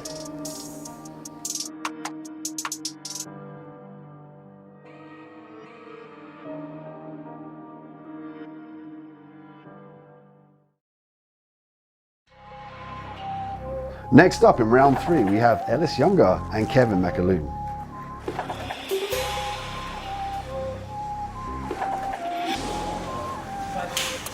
Younger with the red band on his left leg.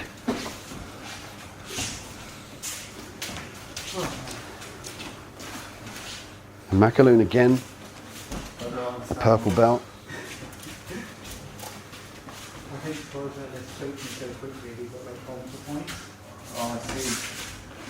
So mcaloon needs a submission within the first 2 minutes in order for him to qualify for the final here, whereas Ellis only needs to win by decision.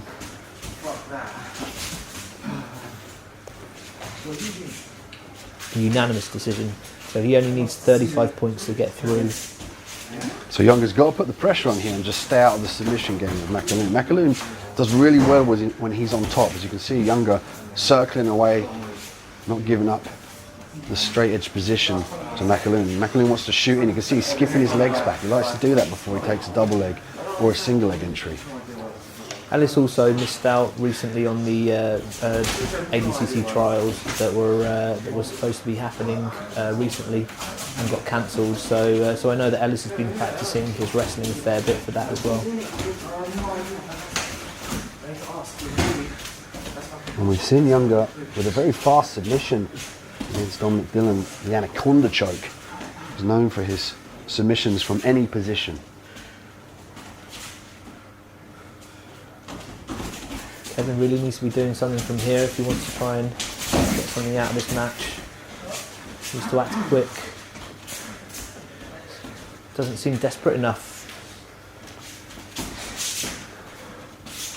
And with these tournament fashions as well, you have multiple fights in a day. You get rests between the other fighters, but ultimately having multiple fights in one day, the tournament fashion, you really have to make sure that your cardio is up to par. Absolutely. I think Owen in his previous fight showed that it's you know, it takes a lot of work for you to be able to have those build-ups of energy and then the adrenaline dumps afterwards. And immediately we see Younger with the guard pull after the bell. Totally, yeah. So he obviously he was way more comfortable working from the guard against Kevin.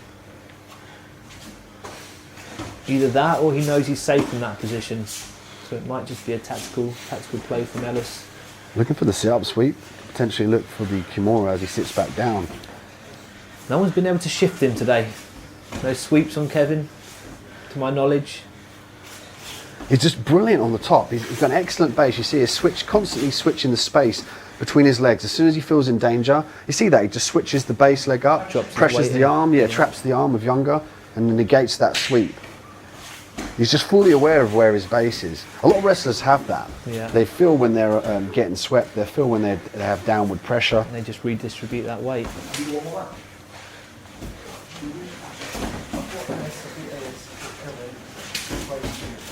Really putting that pressure on, working the pass. Almost got off balance there. Whoa, here we go. mcaloon now looking to hump the legs. Looking for the heel hook here. Oh, the grimace on Younger's face. And what an example he sets Younger getting out of that position. You saw his face change. There was pain going through that submission. Absolutely, he's still trying to go for it still trying to attempt that straight footlock from there. Does a smart job by going for it and then sitting back to top position again. Not losing position. Younger doing a great job of using the elevator hooks to prevent the pass.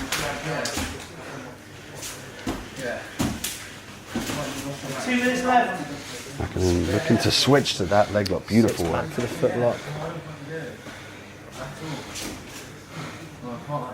Gave away his position there. Needed to go for the leg. Using that single leg X position to try and elevate. Potentially to expose. See the grip on the heel as well. Yeah. Did a great job of preventing Younger from stepping back.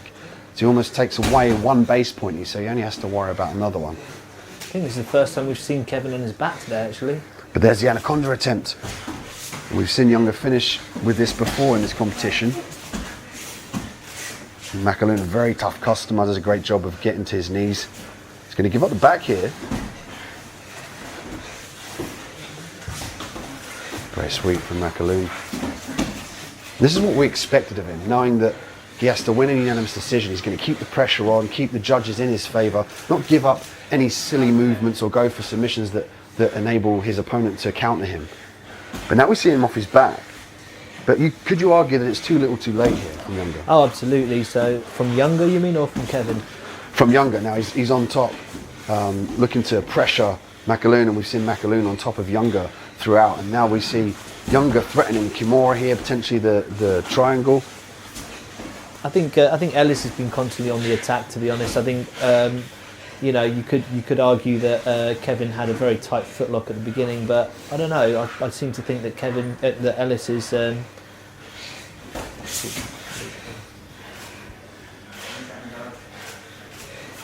Younger now fighting off his back, looking to hand fight with his feet. Look at that, trap the arm here. Sitting in the bucket, looking to threaten the Kimura trap, switching to the armbar attempt. Triangles his feet, potentially could look for a Kimura on the left arm of mcaloon. See, they're trying to fish the arm out. mcaloon did a great job of defending and preventing that submission. An interesting thought on this one now. This one's going to go to the judges. Who's going to advance forward in this third round? And it goes to Ellis Younger. He did enough in the judges' eyes. You were correct there, Yusuf. Nice Uchimata attempt here from Younger. Look at the hop round, the dexterity. He's going to switch to the low ankle. Look at that. mcaloon did a great job of hand fighting, preventing the wrist tap. There's the guard pull after the bell rang. Younger now attacking the back. And then again, there's the Kimura grip. Very viable weapon in no-gi grappling.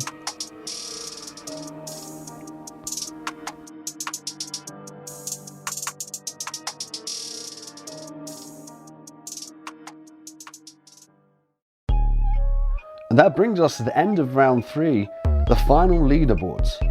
Bracket A, we have Jed Hugh with 3 wins, 1 submission, 120 points. And from bracket B, he'll be facing Ellis Younger with 2 wins, 95 points, fast submission, gives him the lead.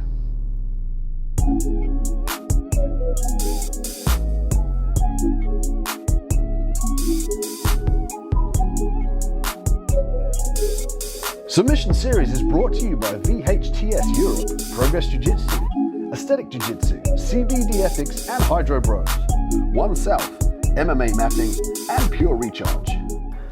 And this brings us to our first super fight of the night. Kate Bacek in the red corner and her opponent, Nadine Tavares de Silva. Bacek, a purple belt from Elements Jiu-Jitsu. And also de Silva coming in with a purple belt from Fight Zone London, which has a large women's team.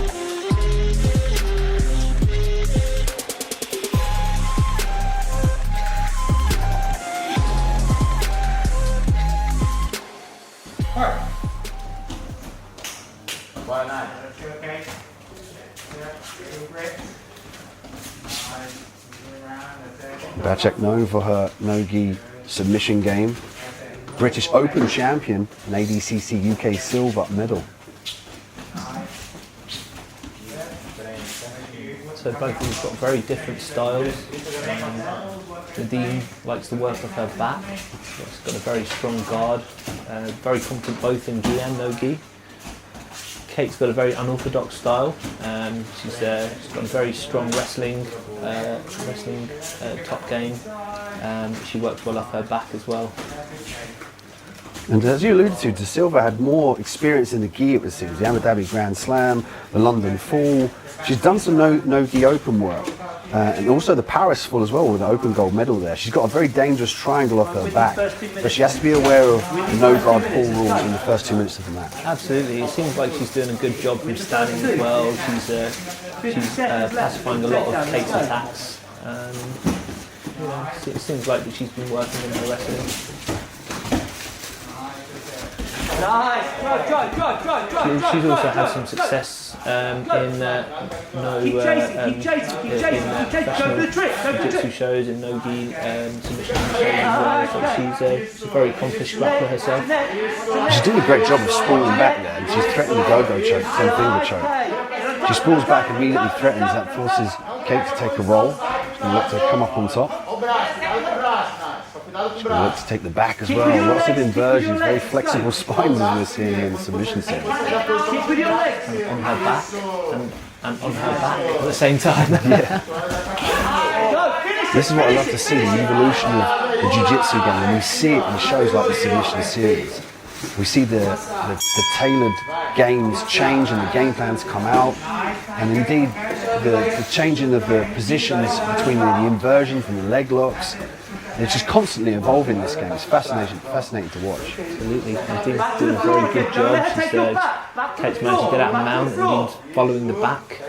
A very unconventional cross around the hips as well there.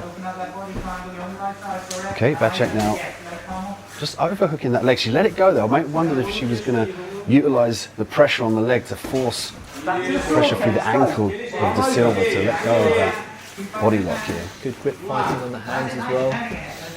Keeping that neck away, trying to get that back to the floor. Dean's going to try and follow to mount, possibly.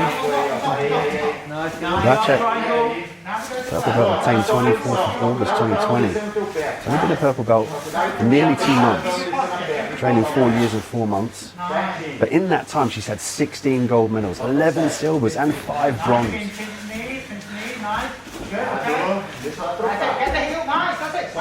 To attack the foot here.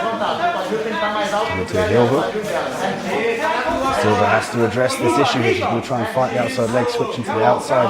Actually straight to the knee bar here. Straight to the foot lock. Look at this. Nice combination of attacks by Kate. Lean in. Go belly down, belly down. Straight foot lock, it seems. And counter heel hook attempt from De Silva.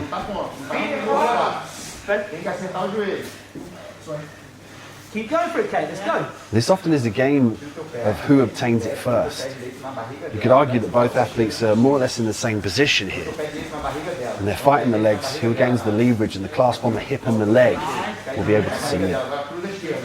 Kate's very smartly decided to let go of the foot and then to get on top here.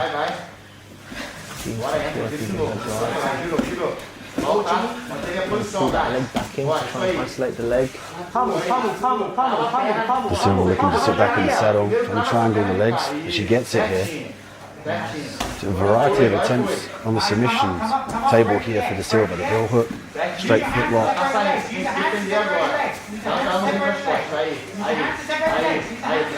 Doing the right thing here by trying to sit on top, get heavy, and pushes the foot back onto the ground. Kate manages to find her way out. Often you'll see this as well from female athletes. Genuinely female athletes are usually more flexible, so they can take more of a crank on the foot, sometimes on the knee. So when the men are wincing, the females are escaping. Yeah, they've got very, very flexible feet generally. Actually doing a good job of going heavy hips down, but the silver using the opportunity to threaten the head and arm triangle. This looks tight here. She's going to sprawl her weight down and squeeze and force her head in. What's choking Kate here is the arm of the silver and then Kate's own arm. You can see here from the position she's very heavy with her hips. What could the silver do to adjust to make this more tight? Well, she can start walking around a little bit more, getting a bit more pressure with the head.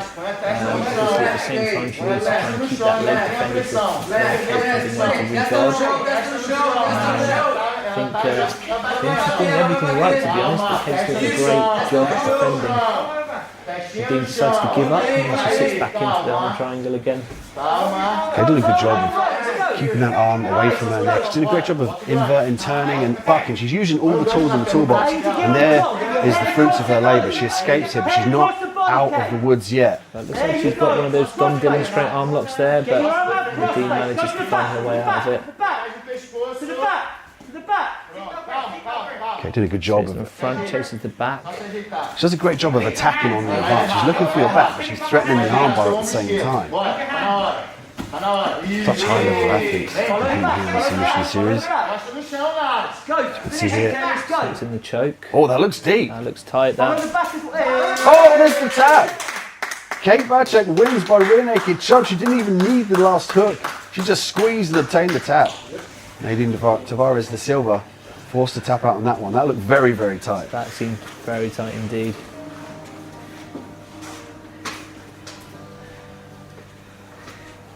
And there we go, our first super fight of the evening. Kate Bacek wins by rear naked choke. Take a look at the replay here. The level changes, and that opened up that double leg attempt here for Kate. But there, look at the hips of De Silva. She's definitely been working the wrestling and allowed her to threaten this go-go choke. Up until the choke, it seemed very even, to be honest. There was a lot of exchanging going on, a lot of defending, a lot of attacking from both sides. There was the foot lock there, the flexibility we spoke about. Head and arm triangle attempt, a valiant attempt. It looked very, very tight. And look at that, right under the neck, only not even needing the second hook. De Silva tapping numerous times, and Kate Bacek is the winner.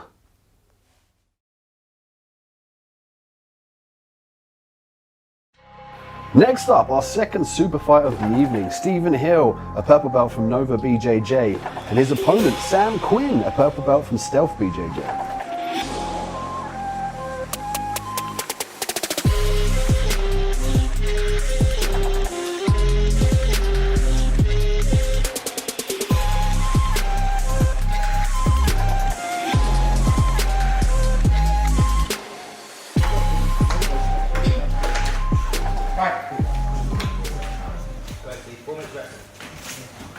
And Stephen Hill has been grafting hard.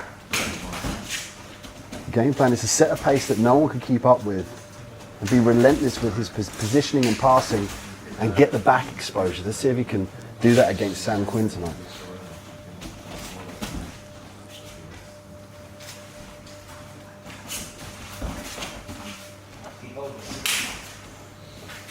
Stephen with a nice low stance, shrugging the head off.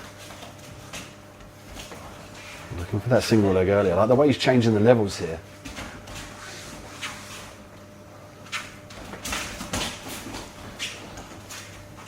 Sam Quinn has said that Stephen's known for his aggressive style, and he plans to counter it in the way that he's looking to enjoy the aggressive style, and it's easy to deal with people when they have a passive game. So if someone's a bit more reckless and more aggressive, Sam believes that he can catch his opponents in submissions easier that way. Sam has a very attacking style. He likes to work in leg locks and no-gi as well, so it'd be interesting to see what he can work from here. Obviously at this stage, pure wrestling, so you know, submission attacks from standing and pure wrestling. The word around the campfire as well is that Stephen's got some dangerous leg locks, and he feels as though he's underrated in that respect. So don't be surprised if he pulls out a spectacular leg lock today that may go and mix up with the passing as well. He does a great job of using the leg locks to initiate the passing. But like you said, Yusuf, they're very happy to stand here, fight for the head position, fight for the control of the head and one arm. Stephen briefly changed levels to gauge the response of his opponent, but a very methodical and tactical approach from both guys so far. Neither of them really going for the kill, going for the takedown as such at the moment, but I think they're both trying to feel each other out. Maybe it's very early stages in the match as well, so let's see what they have in offer for us further on.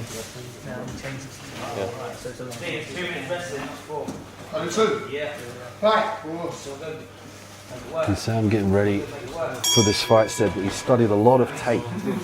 He takes people on how good their game is, not their belt colour. In the matches he's expected to lose, he always performs way better.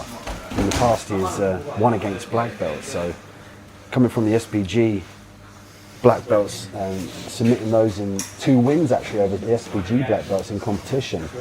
A win over Ben Hills, 40 plus gold medals for Sam as well.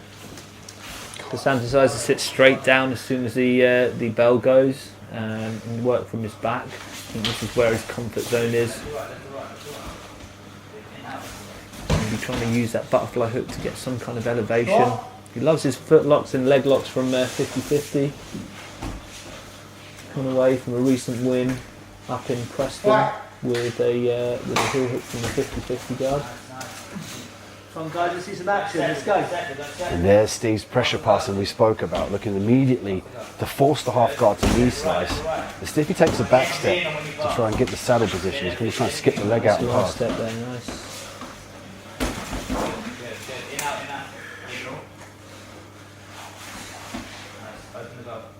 Stephen accepting guard here. What does Steve have to do to really get past these dexterous legs of Sam Quinn? Well, he needs to get tight to the hips. I think he needs to either work under over or double under. It's going to be hard to pass on the outside with somebody with a really good guard retention like Sam. But let's see what he can do. I mean, could be surprised. See how he's blocking the hips with his foot there. I think it's going to be hard for him to work any kind of knee cut in that particular position.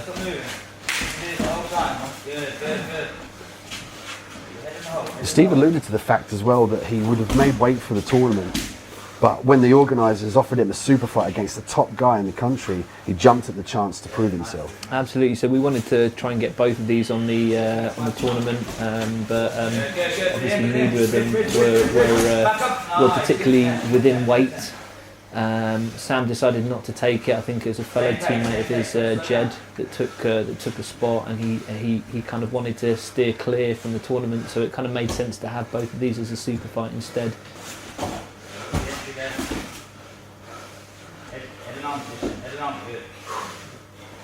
Steve now looking to pressure pass, but again the pull down on the head from Quinn. He understands that if he controls the posture, he controls the direction of the body.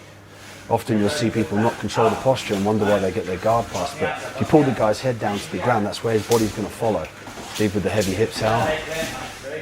Steve is looking big as well. It looks like he's been putting on the weight here to make sure that he's got dominant pressure. Well, in fact, I think he's lost quite a bit of weight for this. I think, I can't remember exactly the numbers, but he had a bit of work to do to get down to weight to 90.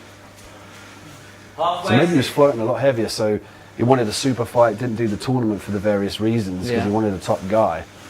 And he's kept some of his power and his strength, but he wanted to be a bit faster. Possibly. Interesting.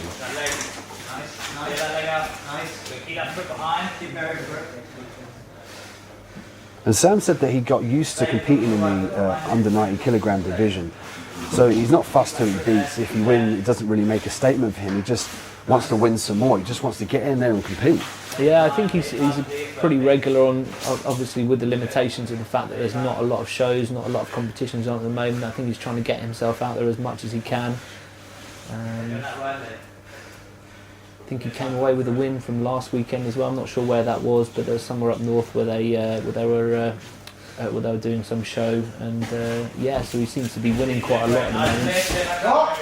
He's currently actually unbeaten in amateur MMA, English no-gi champion, and Naga European silver medalist, British no-gi champion. The list goes on. Steve's a very well decorated fighter as well as a no-gi grappler.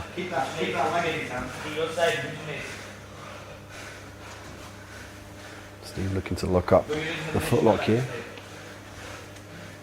Seems like a nice bite on that. Found it difficult to secure that saddle position. He's lost the position as well, so he sat back for the footlock, lost top position.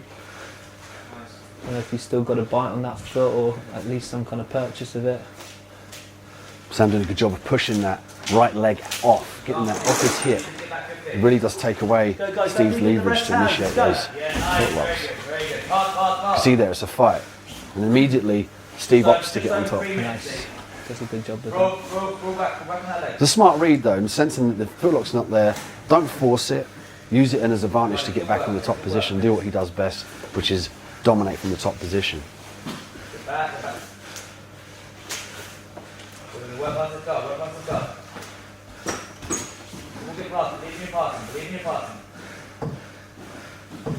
Notice Sam's constantly blocking his bottom leg as well.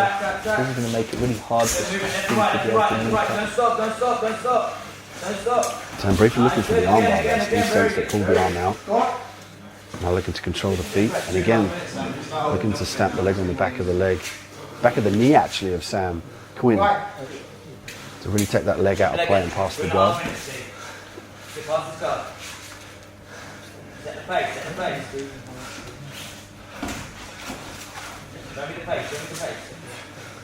Watch that leg going in between yours.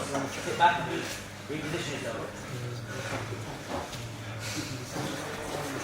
Quinn now looking to sneak that leg in. But careful about the pass here. You see Steve driving that right arm down the centre of the leg. He's going to look to pass round to his left side. If he can sprawl on top of those legs of Sam, that's why Sam's fanning that leg out there. Doesn't want to allow his legs to be collapsed, which will allow Steve to try and pass the guard.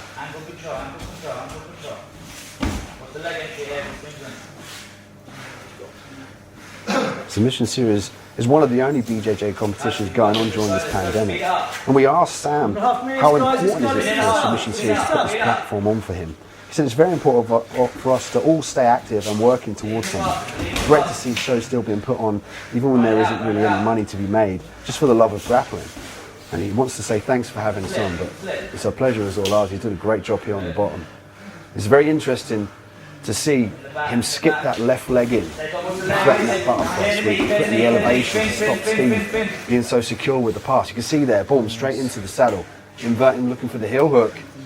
1 minute. 1 minute left, Sam. He's got to push Steve towards his back here, so he ends up on top. So you see he's underhooking the leg. Steve's doing a good job of keeping his weight down, pressure forward. Trying to keep that knee heavy as well. I think he's going to try and slide his hips on top to try and release that leg. Stay heavy. To avoid something elevating him and getting right underneath him. Sam now might look to invert towards his right side or push Steve to his back. He can do both. Steve does a good job of kicking that leg out though. He's very dominant from the top position. He almost kept Sam stuck and didn't allow him to invert. Steve now looking for the back. Sam just doing a great job of effortlessly getting rid of that single hook that Steve had. Sam again off his back. Steve actively trying to pass here. Knee slice. Both competitors have been flat out in this match. Really putting it all on the line. But we'll go to the judges' decision here. a show of appreciation and sportsmanship, but Steve believes he's done enough to win it.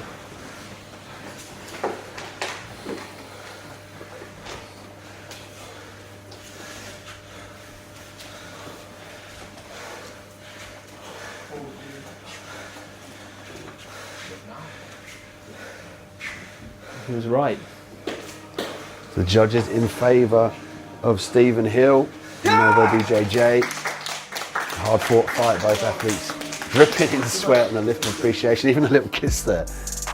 But look at the replay here. Look, the head pulls. Steve doing a great job utilising the wrestling early on. But I think it was the pressure passing here, the active ability to threaten the pressure passing, to skip past the legs and keeping Quinn on his back that just edged the judges towards that decision. I think that last minute flurry at the end played a big part in that decision as well. As soon as he managed to get out of that controlled position, he took the back, or at least had a hook in, was very dangerous on the neck as well. So good job by both of them.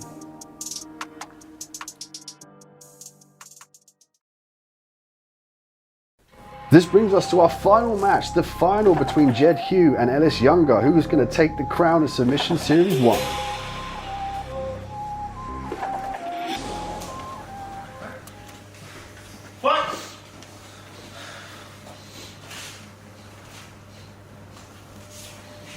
Jed already looking to establish the control. You can instantly see that Younger is the longer, taller fighter. So obviously there's no wrestling rule for the final here, so Jed was allowed to pull guard straight away. The most important thing in this match is the submission. So it's interesting, in the final you've taken away the guard pull rule, so that enables them to really just flourish in their own game and get after the win. It's going to be a very different style. It's going to be interesting to see what these guys have in store for us. I mean, obviously there's less emphasis on the takedowns and the positional dominance. It's literally just about who can sub who right now. And that offers a dynamic of excitement, really, because both of these athletes want to walk away the winner of the first submission series, and they've given the opportunity here by the rule set. Obviously they don't want to be able to give too much away for each other as well, and you know the most important thing is not to get subbed, right, and create opportunities for themselves. And often if you are chasing after subs a bit more than you usually would, sometimes it gives your opponent the affordance to attack you and actually sub you, so you're going to have to be a little bit conservative but still active and chase after the win. Exactly, you don't want to overexpose yourself, but also you need to be in the right position at the right time, and you know, if something fails, know that you're not giving anything away.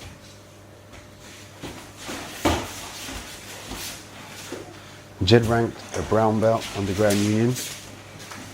Ellis under Northeast Jiu-Jitsu. So a bit of feather in the cap here if Jed can pull a submission out the bag. Well, these guys have fought before on a number of occasions. Jed's managed to take the last two by decision. Ellis is the only one to have actually taken a submission win, so it'd be interesting to see how this plays out. So 2-1 at the moment overall between these two. Ellis is the only one to have taken a submission, and obviously there's going to be a submission coming away today as well. So they're no stranger to one another. That offers another dynamic as well, being well versed in each other's game, fought in multiple times and having that experience of their game plans, their do's and don'ts, their best submissions, their best positions. So it really is a tactical advantage to be able to have and fought your opponent, but they have that tactical advantage against you to know your game as well. So you almost have to do something out of the box. Absolutely, and it's very interesting to see. Obviously, the last two occasions it hasn't been a submission, and the fact that nothing else can happen other than a submission from one of the two today. So it'd be interesting to see what happens.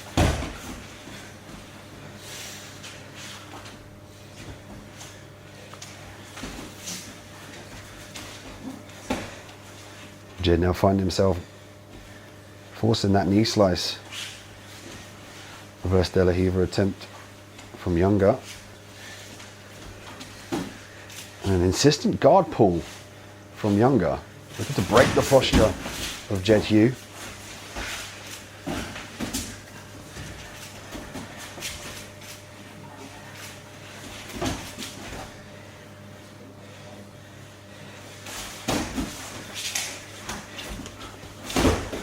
There's a scissor leg entry, looking for the saddle.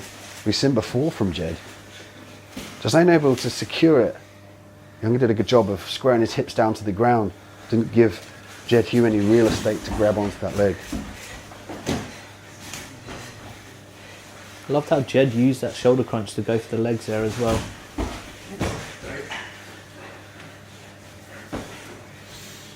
Jed has a very dangerous and creative leg lock game, as we said to you before. Very sneaky back attacks, as we said before. But he kind of seems like now he's just throwing up what he can and seeing what presents itself.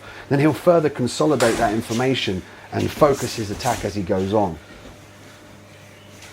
Yeah, he's pretty well-rounded, Jed. I mean, he is known for his leg locks, but he, you know, he's shown on, you know, recent Polaris performance against Dinu that he's, you know, that he's versed in lots of different positions.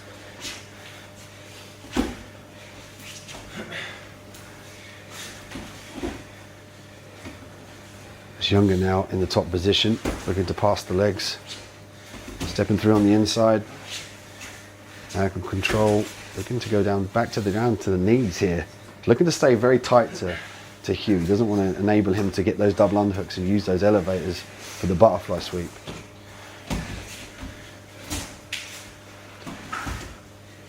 Just looking for the inversion here, reverse de la Hiva.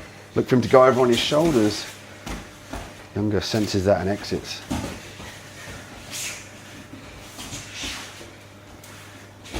Interesting to see Jed scoot back to the middle there. He wants some space to work. He doesn't want to allow Younger to have an opportunity to escape the mat. And usually that is down to the leg locks. When you have a leg lock locked on, particularly a heel hook, your opponent will roll off the mat. Here's the knee bar attempt here. Potentially could switch to the saddle, looking to pummel that right leg in. Legs outside now. The knee line's just clearing here. You might see Jed look to pull the leg towards him. He's got a good grip on the heel. The ball of the heel there. Let it go. Ellis manages to get his knee out. And we get a reset in the middle.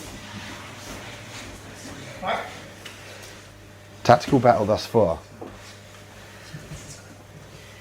I think both of the guys are pacing themselves, and neither of them are, you know, are trying to push the pace too far. They know that this, you know, that it could end up being a problem for them if they, you know, if they gas out too early. It's a game of inches here, isn't it? If one makes a tiny mistake, the other one can capitalise on it. And I think they're both waiting for that mistake to happen. They're being very cautious here, but still being very active and threatening the leg lock games, threatening the inversions, threatening the sweeps, and indeed the guard passes. Jed's going to sit back here and attack the foot. Trying to pull that knee in, but Ellis is having none of it. Jed now needs to fight in the inside position. He's got to get his feet on the inside of Younger to attack those legs.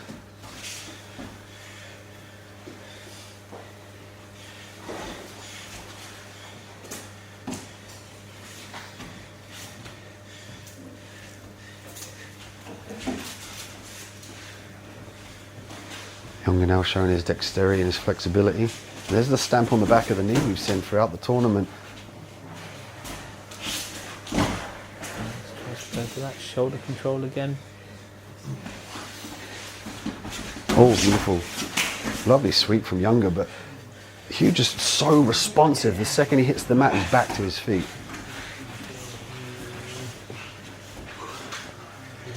Yeah. Back to the guard position here. Younger opting to utilise the triangle, body lock.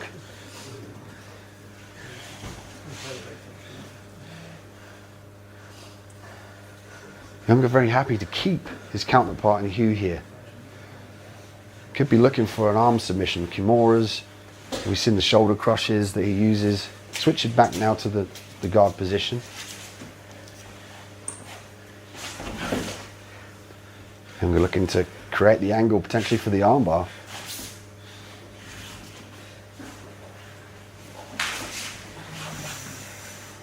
Switching around here, puts possible omoplata attempt.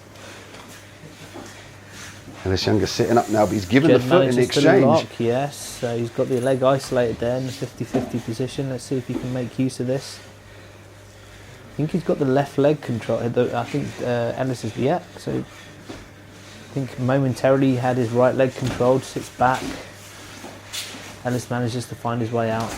Jed's getting a little bit closer each time. He's getting more and more control. He's getting deeper and deeper down the knee line. As I said before, he's consolidating this information and making adjustments throughout the fight.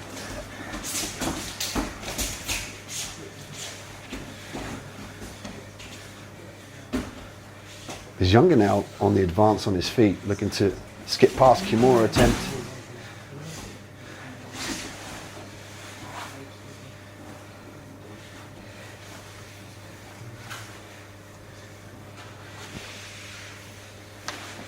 Younger again, stuck in the half guard. Jed very patient here. Going to pass his leg through to expose the leg. Beautiful leg on the outside. He's got some options from here, Yusuf. He has indeed, yes. He's got leg controlled from the inside, but again, Ellis manages to pummel his legs back out of position again. He's getting closer to that control though. Every time he's just inching closer and closer.